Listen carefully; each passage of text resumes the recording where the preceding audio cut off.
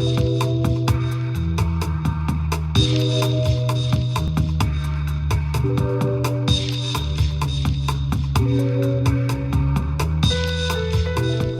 Morgan Pacma, Editor-in-Chief of City and State, and this is Last Look.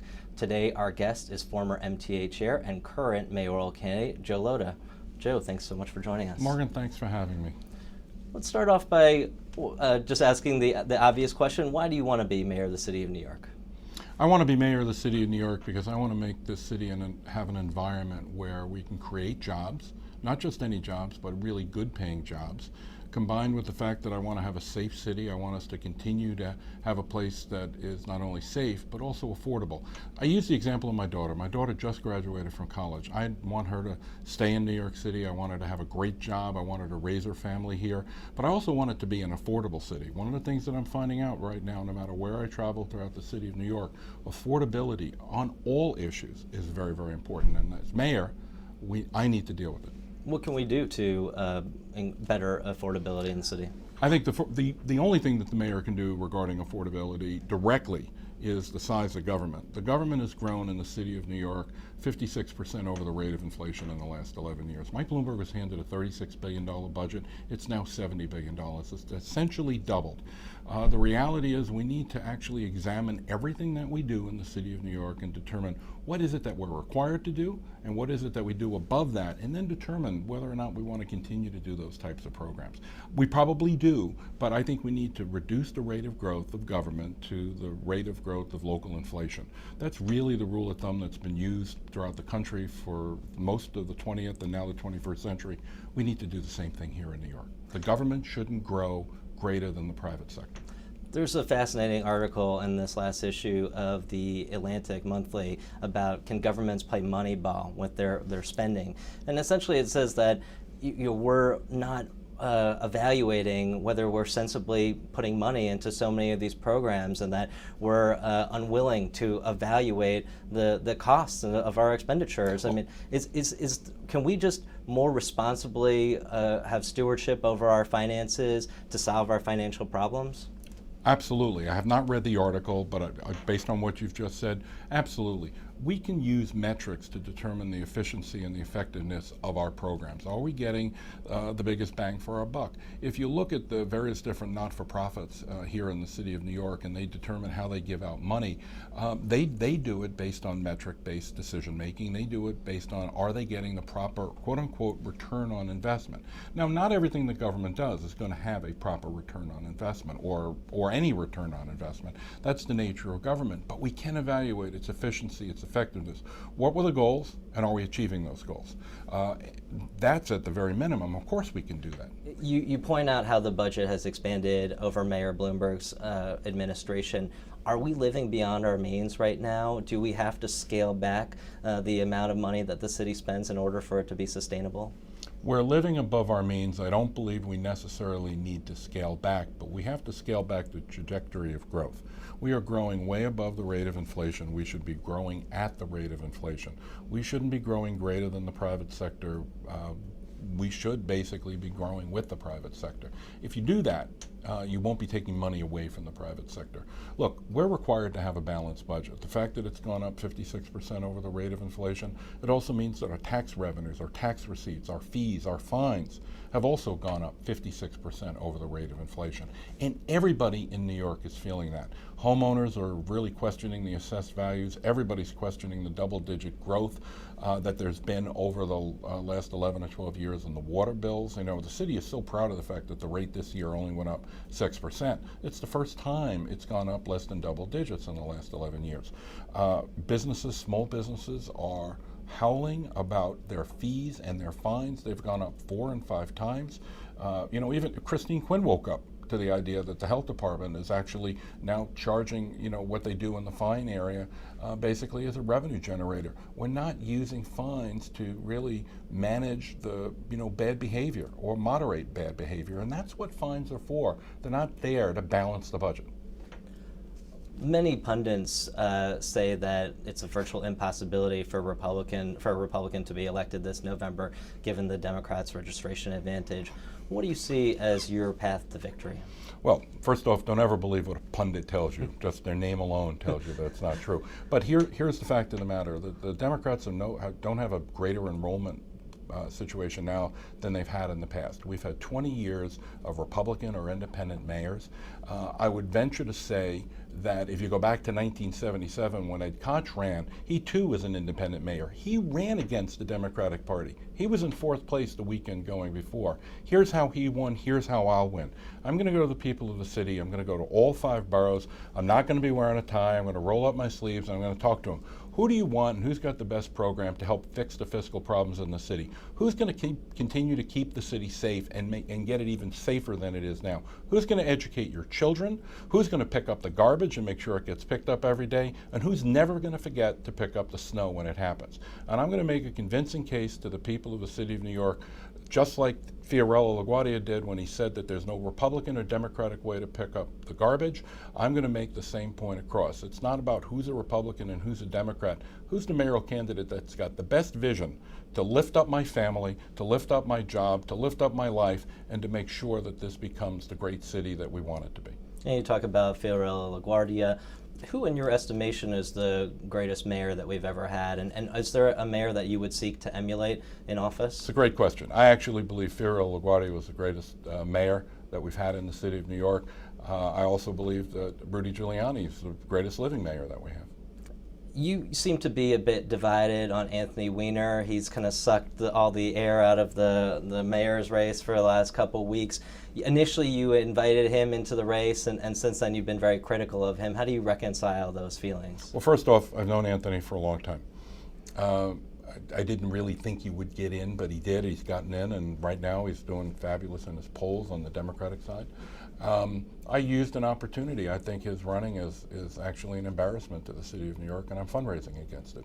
That's really the reconciliation. It's as simple as that. I've known Anthony for 25 years now. I know him to be a smart guy. I know him to be someone who is diligent, but I also know him to be quite reckless. You've been deputy mayor of operations. Clearly, you have a profound sense of how to manage the city. From that standpoint, are there any mayoral candidates that you think would be particularly disastrous if elected for the city? That's not a fair question to ask because, you know, some of them have great assets. Here's the difference. Most of them have not managed large, complex organizations. I know New York City to be probably the most complex organization in the world. As I said before, it's a $70 billion budget. When you include HHC, 300,000 plus employees. It is organizationally a difficult place to operate, and most of the people who are running for mayor have never managed anything other than their political office. Some have had private sector job experience. Most have not. You cannot be the mayor of the city of New York just based on a political background. You need to have the mental wherewithal to be able to manage and operate and have a vision for the future of the city, not just a political desire to become the mayor of New York. You really have to have an understanding of what it takes to make this city, this 24-hour-a-day city, tick. We talked about the expansion of the budget, but you were finance commissioner of the city. Well, I was finance commissioner for a short period of time, budget director for 3 years after that. How would you assess the current state of the city's economy?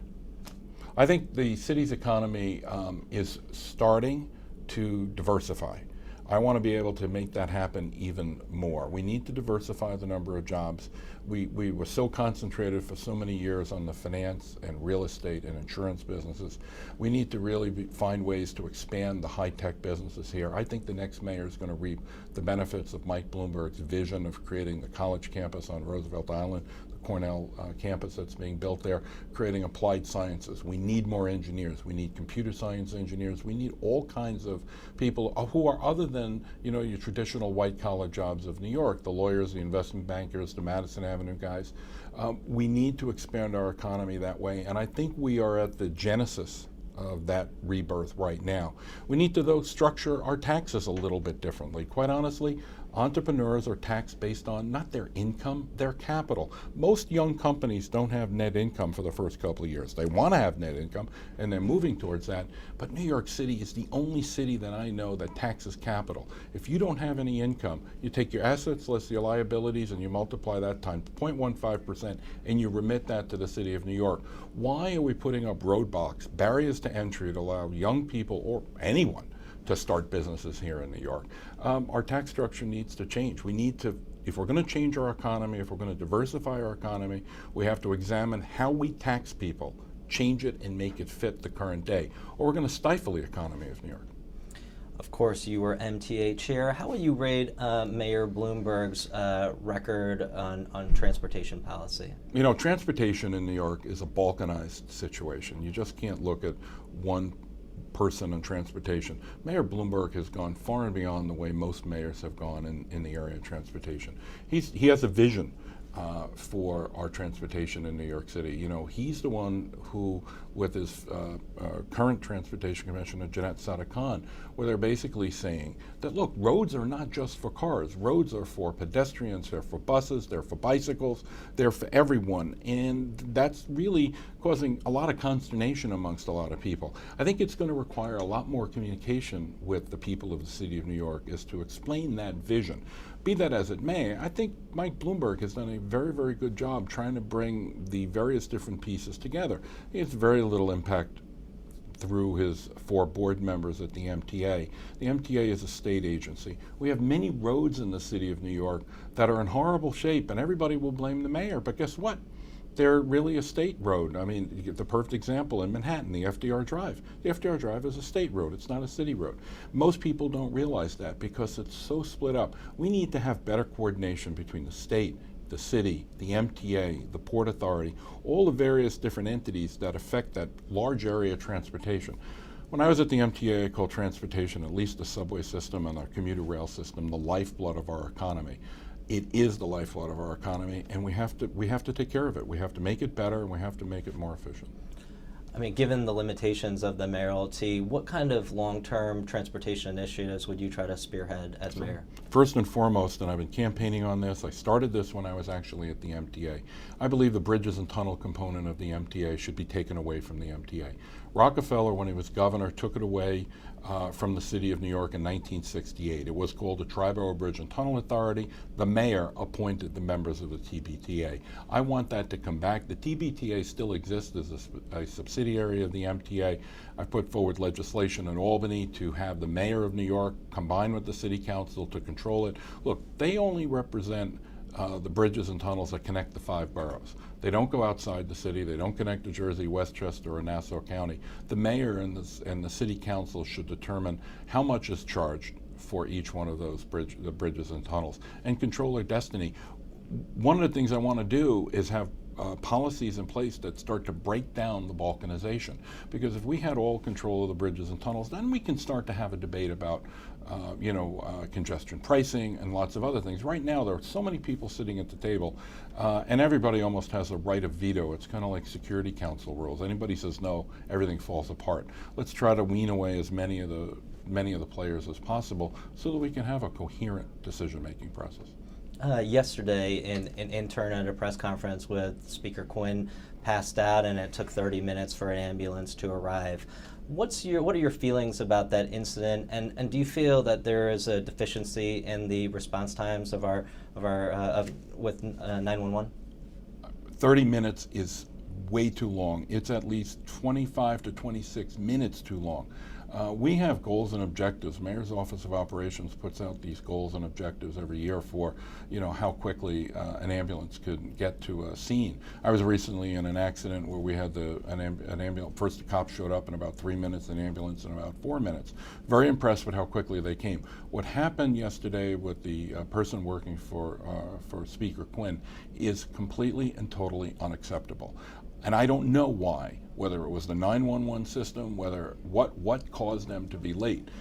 We need to examine that. People in New York City, we pay a lot of money to the taxes in New York City, and we expect a lot back from the city of New York, not a 30-minute wait. Under Mayor Giuliani, you were responsible for the development of the city's collective bargaining agreement strategies. Is the fact that all of the city's labor agreements that they're expired and need to be renegotiated, is that a failure of leadership on Mayor Bloomberg's behalf? I don't believe it's a failure of leadership on his behalf. Unions walked away from the table. Mayor Bloomberg was representing the taxpayers of the city of New York, and pretty much each and every one of the unions said, you know what, let's wait for the next guy. Their hope, their prayer was that it was going to be a Democrat. It's my hope and my prayer that it won't be a Democrat, because they thought that if it was a Democrat, they'd get a better deal. Everybody who's elected mayor of the city of New York is got to represent the people of the city of New York, not just the special interest groups. No, it's not a failure of leadership on the mayor's part. It's the fact that the hubris of the unions just walking away from the table. That's the problem here. You have made it very clear that you would not support retroactive raises for the unions, which is certain to be a cantankerous or acrimonious position in the mind of labor union leaders. How would you navigate negotiations with the unions to make sure that you came to an agreement that would be acceptable to all parties? Well, first off, to properly answer that question would require me to negotiate through the press, and I really don't want to do that. But I will tell you there's a roadmap to being able to settle all of these cases. It's a three-step process. First thing we do with the unions, we determine how long the next contract is going to be. 3 years, 4 years, 5 years, whatever that is. Second thing we do is over that let's say 4-year period of time, the overall increase on a present value basis is going to be X percent. Round numbers, just call it 10%. Third part of the negotiation strategy is going to say, okay, over that 4 years, it's going to be a 10% increase. Let's determine how we want to pay that out such that the present value is equal to 10%. They want to take a larger number up front as a lump sum, not retroactive pay, it's a lump sum, and then lower in the out years so that overall it's a present value of 10%. There's a roadmap of getting it done. This is how it was negotiated with DC 37 in 1995. Based on the same approach that I just described. It's how I've negotiated contracts in the private sector as well. There's a roadmap to getting this done. But to say that people deserve pay for the past, it's just not right. They deserve pay from this point going forward. In many ways, a mayor is only as good as the people that he or she surrounds himself with. Sure. Are there any particular people that you have in mind for your administration at this point? I do. However, I don't think I've spoken to them, and I'm sure they haven't spoken to their employers. So I think it would be inappropriate to talk about it. Look, I want to hire the best and brightest. I want to hire people who are going to be collaborative. I'm going to hire people who know what it means to work in an organization where I want commissioners to talk to other commissioners. I want the commissioners to also have strategies about talking to the communities. I don't, as mayor, ever want to hear a situation that some agency is doing something without input from the community, without a discussion from the community. They have to listen to the community. They don't always have to do what the community says or what others say, but there needs to be collaboration. I'll hire those folks to be able to work together as a team. Is there anyone from the Bloomberg administration that you would seek to keep on? I've already said that if Ray Kelly wants to stay on, I'd be more than happy to have Ray Kelly as our police commissioner. If he doesn't want to stay on, I'm going to put him on the transition committee for selection of the new police commissioner. Do you think that Ray Kelly should be the next Homeland Security Secretary? You putting me in the role of President Obama, that's unfair. I like Ray Kelly a lot. I think he's done a phenomenally good job. I actually think he's good at everything that he does. So, he would be excellent in that role too. That's a decision for the president. That's a decision for Ray and his family to make. You are a libertarian, is that correct? Or you have libertarian leanings? I do. Would you support the decriminalization or legalization of marijuana as mayor? Well, the mayor has no role in that whatsoever. I've publicly stated, I think, that marijuana should be legalized, regulated, and taxed.